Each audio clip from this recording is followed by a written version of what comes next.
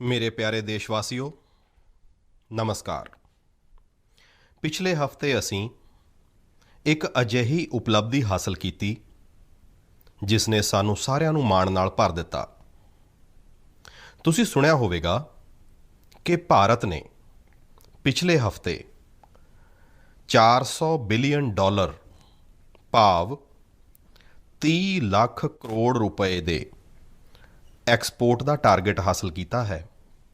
ਪਹਿਲੀ ਵਾਰ ਸੁਣਨ ਵਿੱਚ ਲੱਗਦਾ ਹੈ ਕਿ ਇਹ ਅਰਥ ਵਿਵਸਥਾ ਨਾਲ ਸੰਬੰਧਿਤ ਗੱਲ ਹੈ, ਪਰ ਇਹ ਅਰਥ ਵਿਵਸਥਾ ਤੋਂ ਵੀ ਵੱਧ ਭਾਰਤ ਦੀ ਸਮਰੱਥਾ, ਭਾਰਤ ਦੇ ਪੋਟੈਂਸ਼ੀਅਲ ਨਾਲ ਜੁੜੀ ਗੱਲ ਹੈ। ਇੱਕ ਸਮੇਂ ਦੌਰਾਨ ਭਾਰਤ ਤੋਂ ਐਕਸਪੋਰਟ ਦਾ ਅੰਕੜਾ ਕਦੇ 100 ਬਿਲੀਅਨ, ਕਦੇ 150 ਬਿਲੀਅਨ, ਕਦੇ 200 ਬਿਲੀਅਨ ਤੱਕ ਹੋਇਆ ਕਰਦਾ ਸੀ। ਹੁਣ ਅੱਜ ਭਾਰਤ 400 ਬਿਲੀਅਨ ਡਾਲਰ ਤੇ ਪਹੁੰਚ ਗਿਆ ਹੈ। ਇਸ ਦਾ ਇੱਕ ਮਤਲਬ ਇਹ ਕਿ ਦੁਨੀਆ ਭਰ ਵਿੱਚ ਭਾਰਤ ਵਿੱਚ ਬਣੀਆਂ ਚੀਜ਼ਾਂ ਦੀ ਡਿਮਾਂਡ ਵਧ ਰਹੀ ਹੈ। ਦੂਜਾ ਮਤਲਬ ਇਹ ਕਿ ਭਾਰਤ ਦੀ ਸਪਲਾਈ ਚੇਨ ਦਿਨੋਂ ਦਿਨ ਹੋਰ ਮਜ਼ਬੂਤ ਹੋ ਰਹੀ ਹੈ ਅਤੇ ਇਸ ਦਾ ਇੱਕ ਬਹੁਤ ਵੱਡਾ ਸੰਦੇਸ਼ ਵੀ ਹੈ। ਦੇਸ਼ ਵਿਰਾਟ ਕਦਮ ਤਦ ਚੁੱਕਦਾ ਹੈ ਜਦੋਂ ਸੁਪਨਿਆਂ ਤੋਂ ਵੱਡੇ ਸੰਕਲਪ ਹੁੰਦੇ ਹਨ। ਜਦੋਂ ਸੰਕਲਪਾਂ ਲਈ ਦਿਨ ਰਾਤ ਇਮਾਨਦਾਰੀ ਨਾਲ ਯਤਨ ਹੁੰਦਾ ਹੈ ਤਾਂ ਉਹ ਸੰਕਲਪ ਸਿੱਧ ਵੀ ਹੁੰਦੇ ਹਨ। ਅਤੇ ਤੁਸੀਂ ਵੇਖੋ, ਕਿਸੇ ਵਿਅਕਤੀ ਦੇ ਜੀਵਨ ਵਿੱਚ ਵੀ ਤਾਂ ਅਜਿਹਾ ਹੀ ਹੁੰਦਾ ਹੈ। ਜਦੋਂ ਕਿਸੇ ਦੇ ਸੰਕਲਪ, ਉਸਦੇ ਯਤਨ, ਉਸਦੇ ਸੁਪਨਿਆਂ ਤੋਂ ਵੀ ਵੱਡੇ ਹੋ ਜਾਂਦੇ ਹਨ ਤਾਂ ਸਫਲਤਾ ਉਸ ਦੇ ਕੋਲ ਖੁਦ ਚੱਲ ਕੇ ਆਉਂਦੀ ਹੈ। ਸਾਥੀਓ, ਦੇਸ਼ ਦੇ ਕੋਨੇ-ਕੋਨੇ ਤੋਂ ਨਏ-ਨਏ ਪ੍ਰੋਡਕਟਸ ਜਦੋਂ ਵਿਦੇਸ਼ ਜਾ ਰਹੇ ਹਨ, ਅਸਮ ਦੇ ਹੈਲਾਕਾਂਡੀ ਦੇ ਲੈਦਰ ਪ੍ਰੋਡਕਟ ਹੋਣ ਜਾਂ ਉਸਮਾਨਾਬਾਦ ਦੇ ਹੈਂਡਲੂਮ ਪ੍ਰੋਡਕਟ, ਬੀਜਾਪੁਰ ਦੀਆਂ ਫਲ ਸਬਜ਼ੀਆਂ ਹੋਣ ਜਾਂ ਚੰਦੌਲੀ ਦਾ ਬਲੈਕ ਰਾਈਸ, ਸਭ ਦਾ ਐਕਸਪੋਰਟ ਵਧ ਰਿਹਾ ਹੈ। ਹੁਣ ਤੁਹਾਨੂੰ ਲੱਦਾਖ ਦੀ ਵਿਸ਼ਵ ਪ੍ਰਸਿੱਧ ਐਪਰੀਕੋਟ ਦੁਬਈ ਵਿੱਚ ਵੀ ਮਿਲੇਗੀ ਅਤੇ ਸਾਊਦੀ ਅਰਬ ਵਿੱਚ ਤਾਮਿਲਨਾਡੂ ਤੋਂ ਭੇਜੇ ਗਏ ਕੇਲੇ ਮਿਲਣਗੇ। ਹੁਣ ਸਭ ਤੋਂ ਵੱਡੀ ਗੱਲ ਇਹ ਕਿ ਨਵੇਂ-ਨਵੇਂ ਪ੍ਰੋਡਕਟਸ ਨਵੇਂ-ਨਵੇਂ ਦੇਸ਼ਾਂ ਨੂੰ ਭੇਜੇ ਜਾ ਰਹੇ ਹਨ। ਜਿਵੇਂ ਹਿਮਾਚਲ, ਉੱਤਰਾਖੰਡ ਵਿੱਚ ਪੈਦਾ ਹੋਏ ਮਿਲਟਸ, ਮੋਟੇ ਅਨਾਜ ਦੀ ਪਹਿਲੀ ਖੇਪ ਡੈਨਮਾਰਕ ਨੂੰ ਨਿਰਯਾਤ ਕੀਤੀ ਗਈ। ਆਂਧਰਾ ਪ੍ਰਦੇਸ਼ ਦੇ ਕ੍ਰਿਸ਼ਨਾ ਅਤੇ ਚਿੱਤੂਰ ਜ਼ਿਲ੍ਹੇ ਦੇ ਬੰਗਨਪੱਲੀ ਅਤੇ ਸੁਵਰਨਰਿਖਾ ਅੰਬ ਦੱਖਣ ਕੋਰੀਆ ਨੂੰ ਨਿਰਯਾਤ ਕੀਤੇ ਗਏ। ਤ੍ਰਿਪੁਰਾ ਤੋਂ ਤਾਜ਼ਾ ਕਟਹਲ ਹਵਾਈ ਰਸਤੇ ਲੰਡਨ ਨਿਰਯਾਤ ਕੀਤੇ ਗਏ। ਹੋਰ ਤਾਂ ਹੋਰ, ਪਹਿਲੀ ਵਾਰ ਨਾਗਾਲੈਂਡ ਦੀ ਰਾਜਾ ਮਿਰਚ ਨੂੰ ਲੰਡਨ ਭੇਜਿਆ ਗਿਆ। ਇਸੇ ਤਰ੍ਹਾਂ ਭਾਲੀਆ ਕਣਕ ਦੀ ਪਹਿਲੀ ਖੇਪ ਗੁਜਰਾਤ ਤੋਂ ਕੇਨੀਆ ਅਤੇ ਸ਼੍ਰੀਲੰਕਾ ਨਿਰਯਾਤ ਕੀਤੀ ਗਈ। ਭਾਵ ਹੁਣ ਤੁਸੀਂ ਦੂਜੇ ਦੇਸ਼ਾਂ ਵਿੱਚ ਜਦ ਜਾਓਗੇ ਤਾਂ ਮੇਡ ਇਨ ਇੰਡੀਆ ਪ੍ਰੋਡਕਟਸ ਪਹਿਲਾਂ ਦੇ ਮੁਕਾਬਲੇ ਕਿਤੇ ਵੱਧ ਨਜ਼ਰ ਆਉਣਗੇ। ਸਾਥੀਓ, ਇਹ ਲਿਸਟ ਬਹੁਤ ਲੰਬੀ ਹੈ ਅਤੇ ਜਿੰਨੀ ਲੰਬੀ ਇਹ ਲਿਸਟ ਹੈ, ਓਨੀ ਹੀ ਵੱਡੀ ਮੇਕ ਇਨ ਇੰਡੀਆ ਦੀ ਤਾਕਤ ਹੈ, ਓਨੀ ਹੀ ਵਿਰਾਟ ਭਾਰਤ ਦੀ ਸਮਰੱਥਾ ਹੈ। ਅਤੇ ਸਮਰੱਥਾ ਦਾ ਆਧਾਰ ਹੈ ਸਾਡੇ ਕਿਸਾਨ, ਸਾਡੇ ਕਾਰੀਗਰ, ਸਾਡੇ ਬੁਣਕਰ, ਸਾਡੇ ਇੰਜੀਨੀਅਰ, ਸਾਡੇ ਛੋਟੇ ਪੈਮਾਨੇ ਦੇ ਉਦਯੋਗਪਤੀ, ਸਾਡਾ MSME ਸੈਕਟਰ, ਬਹੁਤ ਸਾਰੇ ਵੱਖੋ-ਵੱਖ ਪ੍ਰੋਫੈਸ਼ਨ ਦੇ ਲੋਕ। ਇਹ ਸਭ ਇਸ ਦੀ ਸੱਚੀ ਤਾਕਤ ਹਨ। ਇਹਨਾਂ ਦੀ ਮਿਹਨਤ ਨਾਲ ਹੀ 400 ਬਿਲੀਅਨ ਡਾਲਰ ਦੇ ਐਕਸਪੋਰਟ ਦਾ ਟੀਚਾ ਪ੍ਰਾਪਤ ਹੋ ਸਕਿਆ ਹੈ। ਅਤੇ ਮੈਨੂੰ ਖੁਸ਼ੀ ਹੈ ਕਿ ਭਾਰਤ ਦੇ ਲੋਕਾਂ ਦੀ ਇਹ ਸਮਰੱਥਾ ਹੁਣ ਦੁਨੀਆ ਦੇ ਕੋਨੇ-ਕੋਨੇ ਵਿੱਚ ਨਵੇਂ ਬਾਜ਼ਾਰਾਂ ਵਿੱਚ ਪਹੁੰਚ ਰਹੀ ਹੈ। ਜਦੋਂ ਇੱਕ ਭਾਰਤ ਵਾਸੀ ਲੋਕਲ ਦੇ ਲਈ ਵੋਕਲ ਹੁੰਦਾ ਹੈ, ਤਦ ਲੋਕਲ ਨੂੰ ਗਲੋਬਲ ਹੁੰਦੇ ਦੇਰ ਨਹੀਂ ਲੱਗਦੀ ਹੈ। ਆਓ ਲੋਕਲ ਨੂੰ ਗਲੋਬਲ ਬਣਾਈਏ ਅਤੇ ਆਪਣੇ ਉਤਪਾਦਾਂ ਦੇ ਵਕਾਰ ਨੂੰ ਹੋਰ ਵਧਾਈਏ। ਸਾਥੀਓ, ਮਨ ਕੀ ਬਾਤ ਦੇ ਸਰੋਤਿਆਂ ਨੂੰ ਇਹ ਜਾਣ ਕੇ ਚੰਗਾ ਲੱਗੇਗਾ ਕਿ ਘਰੇਲੂ ਪੱਧਰ ਉੱਤੇ ਵੀ ਸਾਡੇ ਛੋਟੇ ਪੈਮਾਨੇ ਦੇ ਉਦਯੋਗਪਤੀਆਂ ਦੀ ਸਫਲਤਾ ਸਾਨੂੰ ਮਾਣ ਨਾਲ ਭਰਨ ਵਾਲੀ ਹੈ। ਅੱਜ ਸਾਡੇ ਲਘੂ ਉਦਮੀ ਸਰਕਾਰੀ ਖਰੀਦ ਵਿੱਚ ਗਵਰਨਮੈਂਟ ਈ ਮਾਰਕੀਟ ਪਲੇਸ ਭਾਵ ਜੈਮ ਦੇ ਰਾਹੀਂ ਵੱਡੀ ਭਾਗੀਦਾਰੀ ਨਿਭਾ ਰਹੇ ਹਨ। ਟੈਕਨੋਲੋਜੀ ਦੇ ਮਾਧਿਅਮ ਨਾਲ ਬਹੁਤ ਹੀ ਟਰਾਂਸਪੇਰੈਂਟ ਵਿਵਸਥਾ ਵਿਕਸਿਤ ਕੀਤੀ ਗਈ ਹੈ। ਪਿਛਲੇ 1 ਸਾਲ ਵਿੱਚ ਜੈਮ ਪੋਰਟਲ ਦੇ ਰਾਹੀਂ ਸਰਕਾਰ ਨੇ 1 ਲੱਖ ਕਰੋੜ ਰੁਪਏ ਤੋਂ ਵੱਧ ਦੀਆਂ ਚੀਜ਼ਾਂ ਖਰੀਦੀਆਂ ਹਨ। ਦੇਸ਼ ਦੇ ਕੋਨੇ-ਕੋਨੇ ਤੋਂ ਲਗਭਗ 1.25 ਲੱਖ ਲਘੂ ਉਦਮੀਆਂ, ਛੋਟੇ ਦੁਕਾਨਦਾਰਾਂ ਨੇ ਆਪਣਾ ਸਮਾਨ ਸਰਕਾਰ ਨੂੰ ਸਿੱਧਾ ਵੇਚਿਆ ਹੈ। ਇੱਕ ਜ਼ਮਾਨਾ ਸੀ ਜਦੋਂ ਵੱਡੀਆਂ ਕੰਪਨੀਆਂ ਹੀ ਸਰਕਾਰ ਨੂੰ ਸਮਾਨ ਵੇਚ ਸਕਦੀਆਂ ਸਨ, ਪਰ ਹੁਣ ਦੇਸ਼ ਬਦਲ ਰਿਹਾ ਹੈ। ਪੁਰਾਣੀਆਂ ਵਿਵਸਥਾਵਾਂ ਵੀ ਬਦਲ ਰਹੀਆਂ ਹਨ। ਹੁਣ ਛੋਟੇ ਤੋਂ ਛੋਟਾ ਦੁਕਾਨਦਾਰ ਵੀ ਜੈਮ ਪੋਰਟਲ ਉੱਤੇ ਸਰਕਾਰ ਨੂੰ ਆਪਣਾ ਸਮਾਨ ਵੇਚ ਸਕਦਾ ਹੈ। ਇਹੀ ਤਾਂ ਨਵਾਂ ਭਾਰਤ ਹੈ। ਇਹ ਨਾ ਸਿਰਫ ਵੱਡੇ ਸੁਪਨੇ ਵੇਖਦਾ ਹੈ, ਸਗੋਂ ਉਸ ਟੀਚੇ ਤੱਕ ਪਹੁੰਚਣ ਦਾ ਹੌਸਲਾ ਵੀ ਦਿਖਾਉਂਦਾ ਹੈ ਜਿੱਥੇ ਪਹਿਲਾਂ ਕੋਈ ਨਹੀਂ ਪਹੁੰਚਿਆ ਹੈ। ਇਸੇ ਹੌਸਲੇ ਦੇ ਦਮ ਤੇ ਅਸੀਂ ਸਾਰੇ ਭਾਰਤੀ ਮਿਲ ਕੇ ਆਤਮ ਨਿਰਭਰ ਭਾਰਤ ਦਾ ਸੁਪਨਾ ਵੀ ਜ਼ਰੂਰ ਪੂਰਾ ਕਰਾਂਗੇ।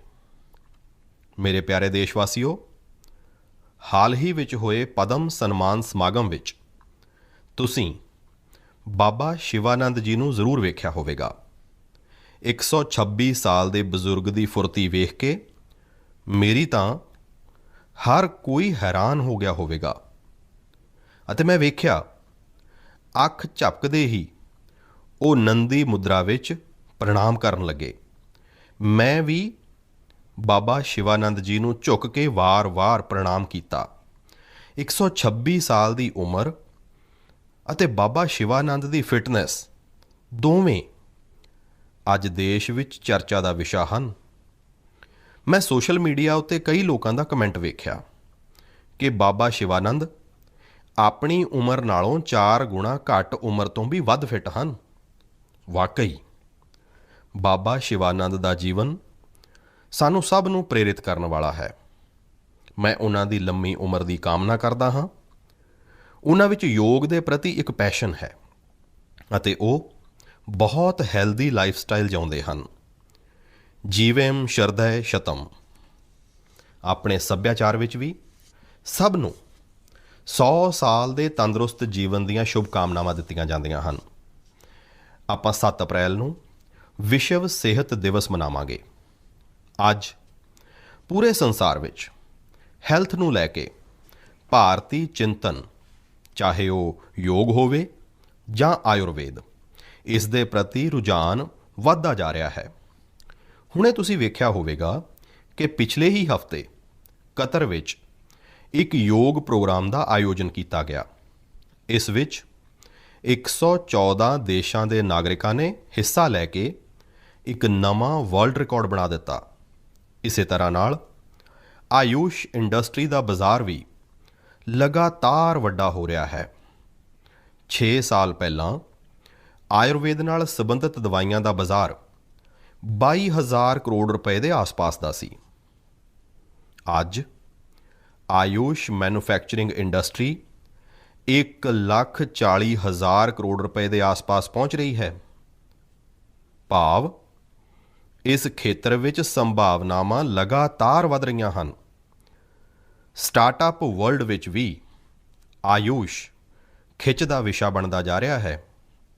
ਸਾਥੀਓ, ਹੈਲਥ ਸੈਕਟਰ ਦੇ ਦੂਜੇ ਸਟਾਰਟਅਪਸ ਉੱਤੇ ਤਾਂ ਮੈਂ ਪਹਿਲਾਂ ਵੀ ਕਈ ਵਾਰ ਗੱਲ ਕਰ ਚੁੱਕਿਆ ਹਾਂ, ਪਰ ਇਸ ਵਾਰ ਆਯੂਸ਼ ਸਟਾਰਟਅਪ ਉੱਤੇ ਤੁਹਾਡੇ ਨਾਲ ਖਾਸ ਤੌਰ ਤੇ ਗੱਲ ਕਰਾਂਗਾ। ਇੱਕ ਸਟਾਰਟਅਪ ਹੈ ਕਪਿਵਾ।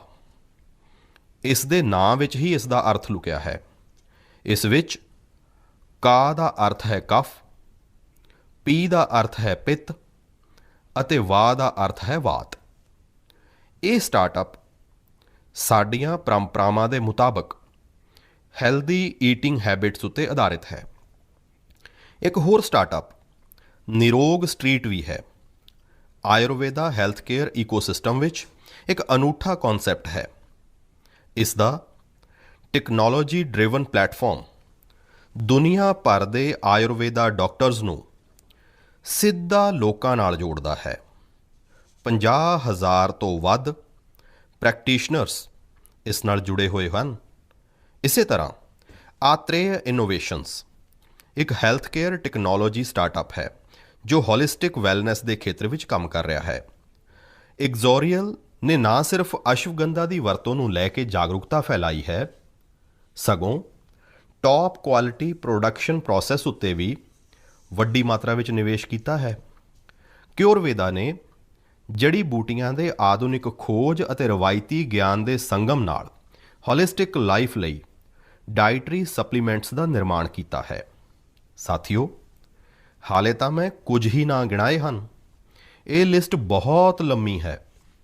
ਇਹ ਭਾਰਤ ਦੇ ਨੌਜਵਾਨ ਉੱਦਮੀਆਂ ਅਤੇ ਭਾਰਤ ਵਿੱਚ ਬਣ ਰਹੀਆਂ ਨਵੀਆਂ ਸੰਭਾਵਨਾਵਾਂ ਦਾ ਪ੍ਰਤੀਕ ਹੈ।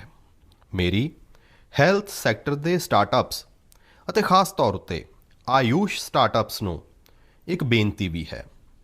ਤੁਸੀਂ ਆਨਲਾਈਨ ਜੋ ਵੀ ਪੋਰਟਲ ਬਣਾਉਂਦੇ ਹੋ, ਜੋ ਵੀ ਕੰਟੈਂਟ ਕ੍ਰੀਏਟ ਕਰਦੇ ਹੋ, ਉਹ ਸੰਯੁਕਤ ਰਾਸ਼ਟਰ ਦੁਆਰਾ ਮਾਨਤਾ ਪ੍ਰਾਪਤ ਸਾਰੀਆਂ ਭਾਸ਼ਾਵਾਂ ਵਿੱਚ ਵੀ ਬਣਾਉਣ ਦੀ ਕੋਸ਼ਿਸ਼ ਕਰੋ।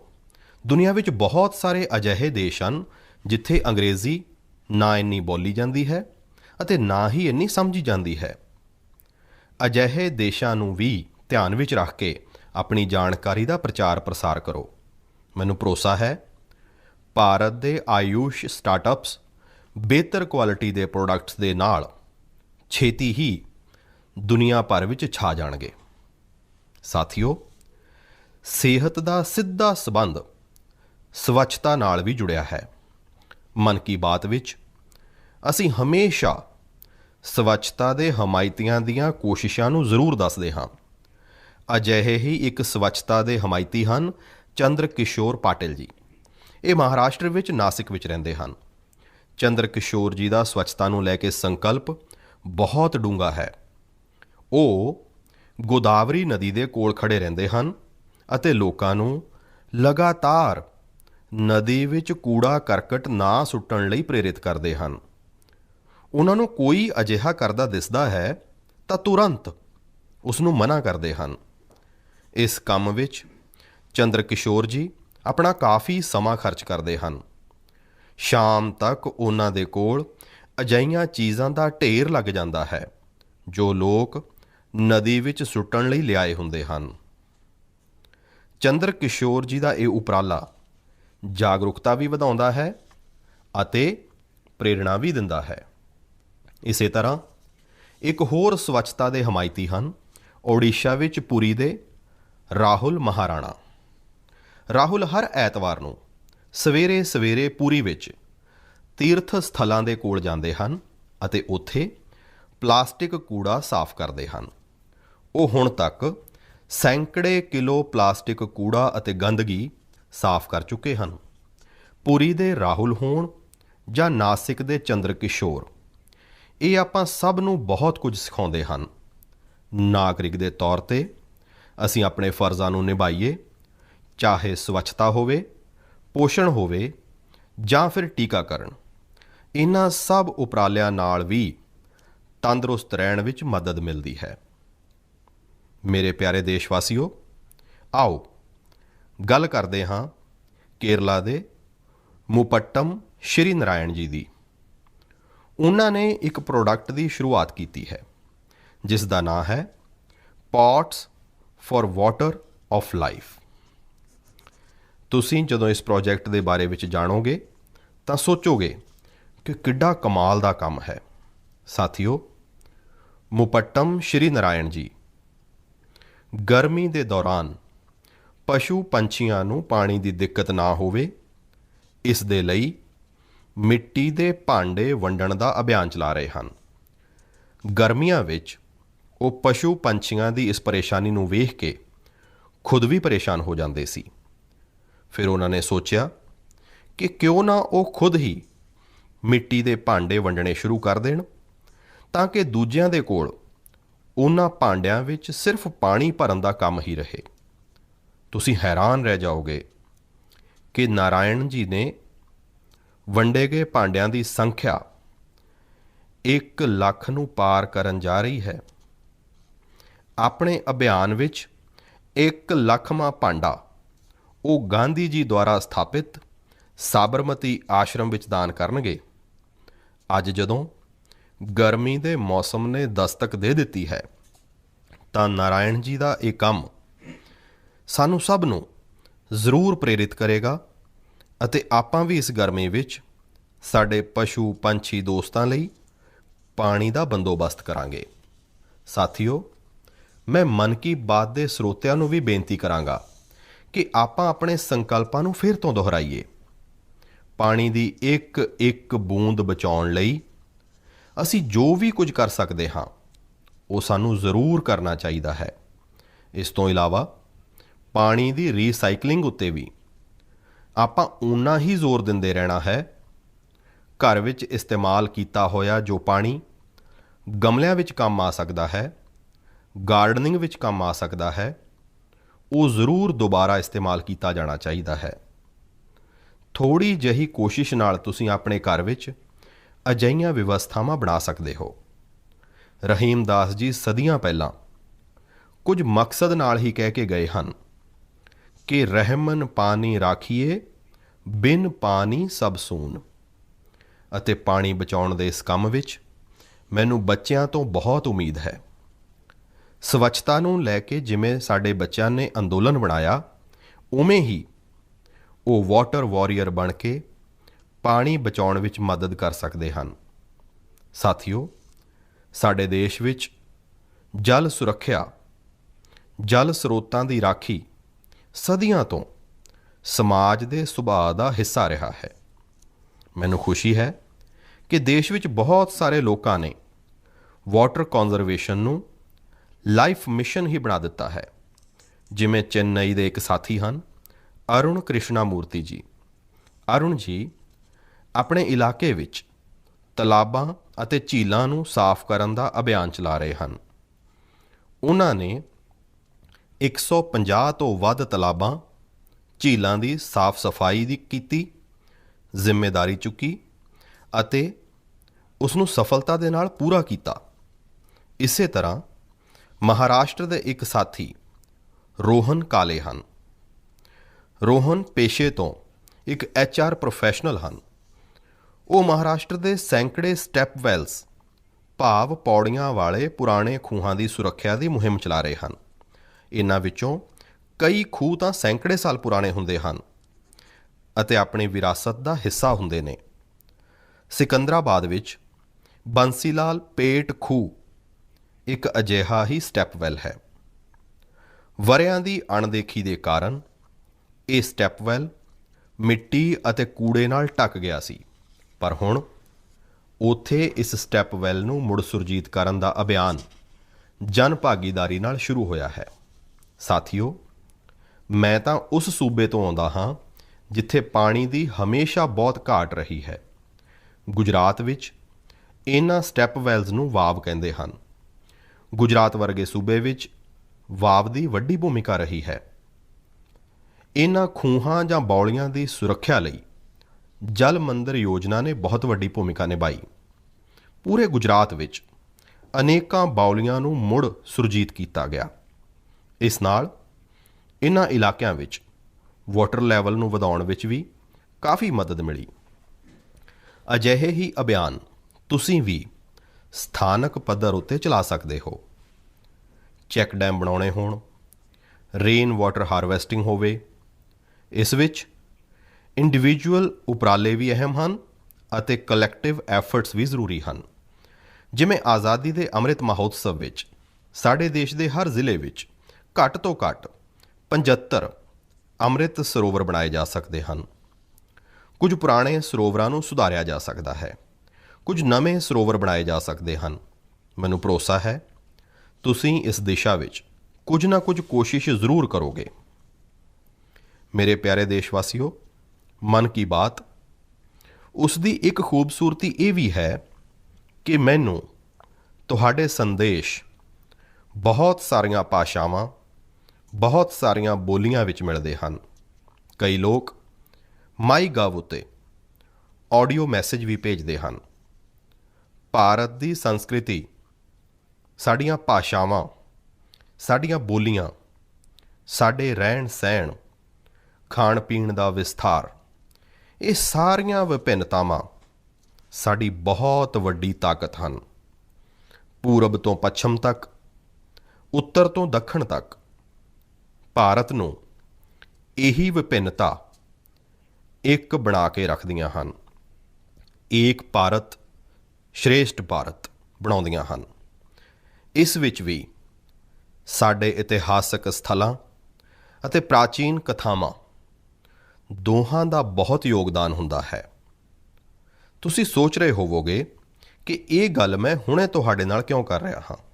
ਇਸ ਦੀ ਵਜ੍ਹਾ ਹੈ ਮਾਧਵਪੁਰ ਮੇਲਾ। ਮਾਧਵਪੁਰ ਮੇਲਾ ਕਿੱਥੇ ਲੱਗਦਾ ਹੈ, ਕਿਉਂ ਲੱਗਦਾ ਹੈ, ਕਿਵੇਂ ਇਹ ਭਾਰਤ ਦੀ ਵਿਭਿੰਨਤਾ ਨਾਲ ਜੁੜਿਆ ਹੈ, ਇਹ ਜਾਣਨਾ ਮਨ ਕੀ ਬਾਤ ਦੇ ਸਰੋਤਿਆਂ ਨੂੰ ਬਹੁਤ ਇੰਟਰਸਟਿੰਗ ਲੱਗੇਗਾ। ਸਾਥੀਓ, ਮਾਧਵਪੁਰ ਮੇਲਾ ਗੁਜਰਾਤ ਦੇ ਪੋਰਬੰਦਰ ਵਿੱਚ ਸਮੁੰਦਰ ਦੇ ਕੋਲ ਮਾਧਵਪੁਰ ਪਿੰਡ ਵਿੱਚ ਲੱਗਦਾ ਹੈ, ਪਰ ਇਸ ਦਾ ਹਿੰਦੁਸਤਾਨ ਦੇ ਪੂਰਬੀ ਕੋਨੇ ਨਾਲ ਵੀ ਰਿਸ਼ਤਾ ਜੁੜਦਾ ਹੈ। ਤੁਸੀਂ ਸੋਚ ਰਹੇ ਹੋਵੋਗੇ ਕਿ ਅਜਿਹਾ ਕਿਵੇਂ ਸੰਭਵ ਹੈ, ਤਾਂ ਇਸ ਦਾ ਵੀ ਜਵਾਬ ਇੱਕ ਪ੍ਰਾਚੀਨ ਕਥਾ ਤੋਂ ਹੀ ਮਿਲਦਾ ਹੈ। ਕਿਹਾ ਜਾਂਦਾ ਹੈ ਕਿ ਹਜ਼ਾਰਾਂ ਸਾਲ ਪਹਿਲਾਂ ਭਗਵਾਨ ਸ਼੍ਰੀ ਕ੍ਰਿਸ਼ਨ ਜੀ ਦਾ ਵਿਆਹ ਨਾਰਥ ਈਸਟ ਦੀ ਰਾਜਕੁਮਾਰੀ ਰੁਕਮਣੀ ਨਾਲ ਹੋਇਆ ਸੀ। ਇਹ ਵਿਆਹ ਪੋਰਬੰਦਰ ਦੇ ਮਾਧਵਪੁਰ ਵਿੱਚ ਸੰਪੰਨ ਹੋਇਆ ਸੀ ਅਤੇ ਉਸੇ ਵਿਆਹ ਦੇ ਪ੍ਰਤੀਕ ਦੇ ਰੂਪ ਵਿੱਚ ਅੱਜ ਵੀ ਉੱਥੇ ਮਾਧਵਪੁਰ ਮੇਲਾ ਲੱਗਦਾ ਹੈ। ਈਸਟ ਅਤੇ ਵੈਸਟ ਦਾ ਇਹ ਡੂੰਘਾ ਰਿਸ਼ਤਾ ਸਾਡੀ ਵਿਰਾਸਤ ਹੈ। ਸਮੇਂ ਦੇ ਨਾਲ ਹੁਣ ਲੋਕਾਂ ਦੀ ਕੋਸ਼ਿਸ਼ ਨਾਲ ਮਾਧਵਪੁਰ ਮੇਲੇ ਵਿੱਚ ਨਵੀਆਂ ਚੀਜ਼ਾਂ ਵੀ ਜੁੜ ਰਹੀਆਂ ਹਨ। ਸਾਡੇ ਇੱਥੇ ਕੰਨਿਆ ਪੱਖ ਨੂੰ ਘਰਾਤੀ ਕਹਿੰਦੇ ਹਨ ਅਤੇ ਇਸ ਮੇਲੇ ਵਿੱਚ ਹੁਣ ਨਾਰਥ ਈਸਟ ਤੋਂ ਬਹੁਤ ਸਾਰੇ ਘਰਾਤੀ ਵੀ ਆਉਣ ਲੱਗੇ ਹਨ।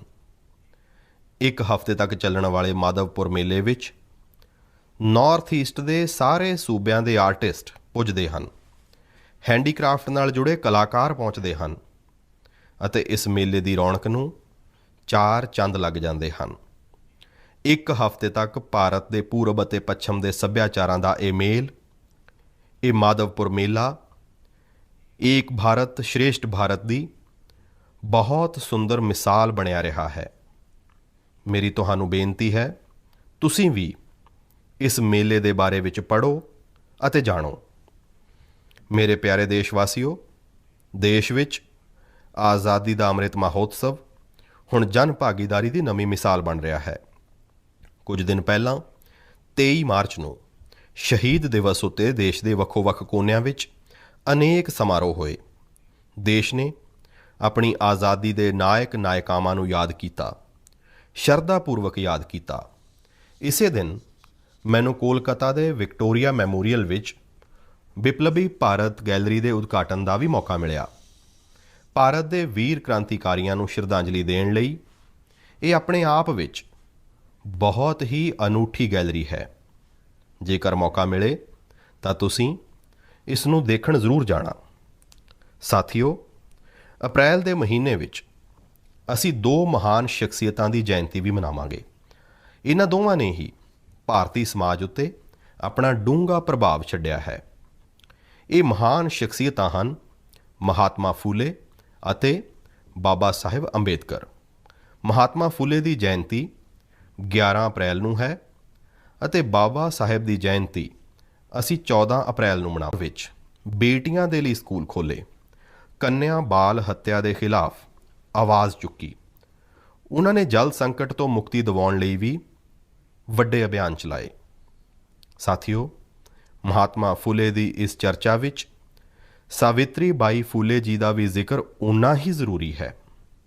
ਸਾਵਿਤਰੀ ਬਾਈ ਫੂਲੇ ਨੇ ਕਈ ਸਮਾਜਿਕ ਸੰਸਥਾਵਾਂ ਦੇ ਨਿਰਮਾਣ ਵਿੱਚ ਵੱਡੀ ਭੂਮਿਕਾ ਨਿਭਾਈ। ਇੱਕ ਅਧਿਆਪਿਕਾ ਅਤੇ ਇੱਕ ਸਮਾਜ ਸੁਧਾਰਕ ਦੇ ਰੂਪ ਵਿੱਚ ਉਹਨਾਂ ਨੇ ਸਮਾਜ ਨੂੰ ਜਾਗਰੂਕ ਵੀ ਕੀਤਾ ਅਤੇ ਉਸ ਦਾ ਹੌਸਲਾ ਵੀ ਵਧਾਇਆ।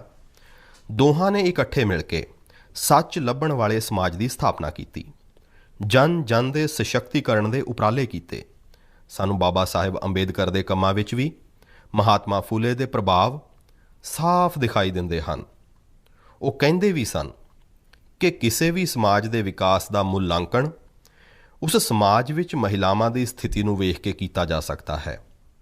ਮਹਾਤਮਾ ਫੂਲੇ, ਸਾਵਿਤਰੀ ਬਾਈ ਫੂਲੇ, ਬਾਬਾ ਸਾਹਿਬ ਅੰਬੇਦਕਰ ਦੇ ਜੀਵਨ ਤੋਂ ਪ੍ਰੇਰਣਾ ਲੈਂਦੇ ਹੋਏ ਮੈਂ ਸਾਰੇ ਮਾਤਾ ਪਿਤਾ ਅਤੇ ਸਰਪ੍ਰਸਤਾਂ ਨੂੰ ਬੇਨਤੀ ਕਰਦਾ ਹਾਂ ਕਿ ਉਹ ਬੇਟੀਆਂ ਨੂੰ ਜ਼ਰੂਰ ਪੜ੍ਹਾਉਣ।